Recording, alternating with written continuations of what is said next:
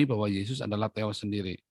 Sebab selama 33,5 tahun di muka bumi, Yesus tidak pernah berkata, akulah Theos. Ya, tapi ia berkata, akulah Kurios.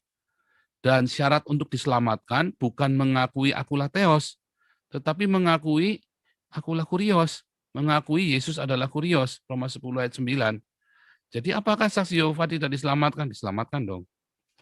Nah, yang kedua, ya, walaupun saya percaya Yesus adalah Theos, karena di dalam Wahyu 21 ayat 6 dan 7, dan saksi Yehova tidak pernah bisa membantah ini, tetapi mereka sudah punya framing. Nah, untuk mematahkan framing itu ya nggak bisa terus kita langsung sesat-sesatin begitu aja. Lawang saya cerita Wahyu 21, 6 dan 7 aja banyak orang Kristen aja baru tahu, itu pun taunya dari saya. Dulu-dulu sebelum saya teriak Wahyu 21 ayat 6 dan 7 nggak ada yang teriak. Baru setelah saya teriak, baru orang-orang nyadar kan, oh iya ya ayatnya di situ. Tetapi di dalam Alkitab tidak pernah disebut, Yesus berkata akulah Theos, kecuali Wahyu 21 ayat 6 dan 7. Ya, kecuali itu satu-satunya ayat.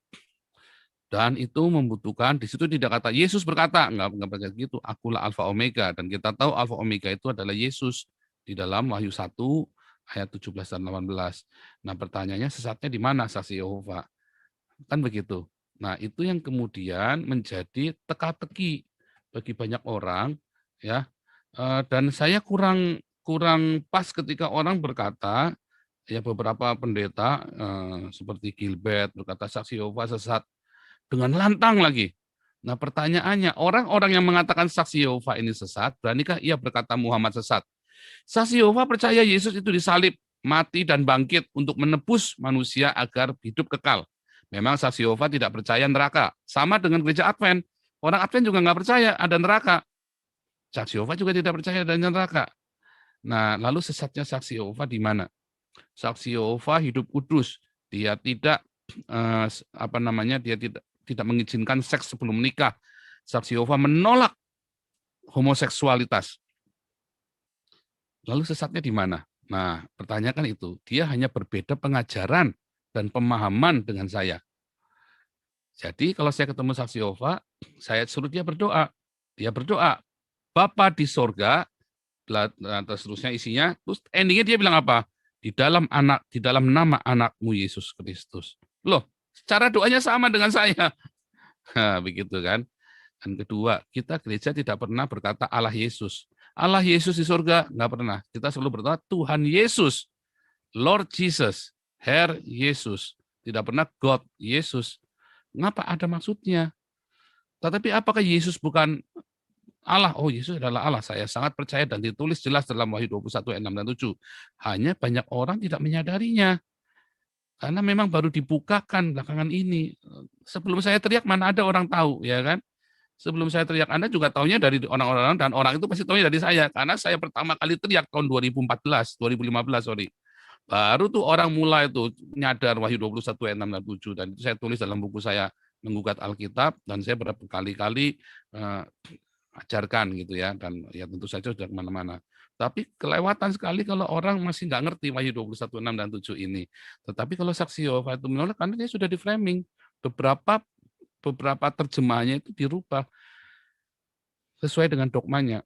Nah, jadi apakah sesat? Enggak, karena itu kan terjemahan. Dan saksi Yehova tetap membaca Alkitab bahasa aslinya, hanya belum dibukakan. Jadi itu bukan sesat. Namun syarat keselamatan adalah Yesus adalah Kurios. Itu ya. Nah, kalau Mormon, karena dia ada tambahan kitab lain, saya nggak setuju. Cuman saya nggak berani bilang sesat dulu. Saya belum pernah ketemu orangnya secara langsung. Anak saya pernah debat dengan orang Mormon ya.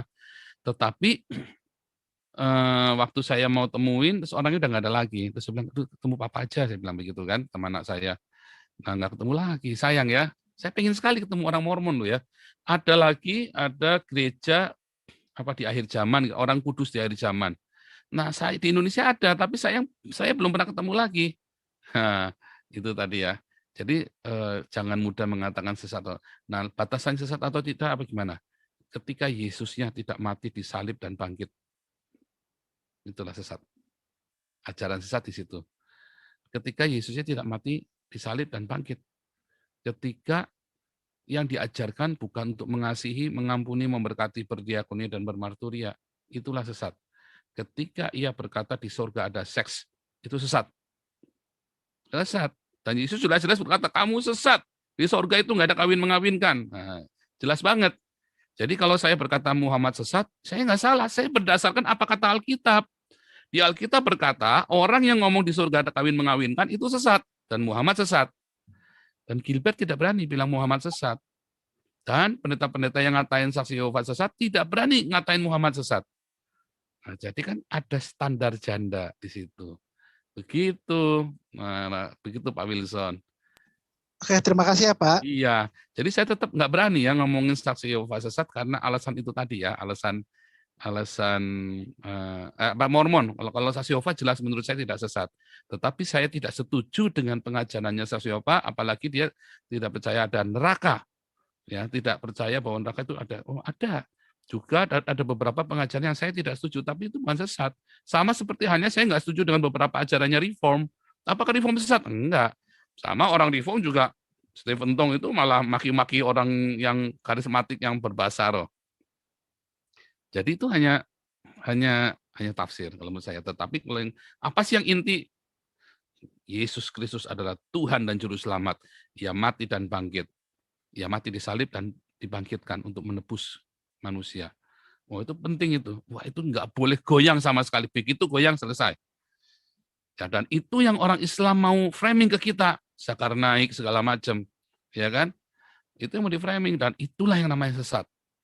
Itu. Oke lanjut dulu ya. Nih.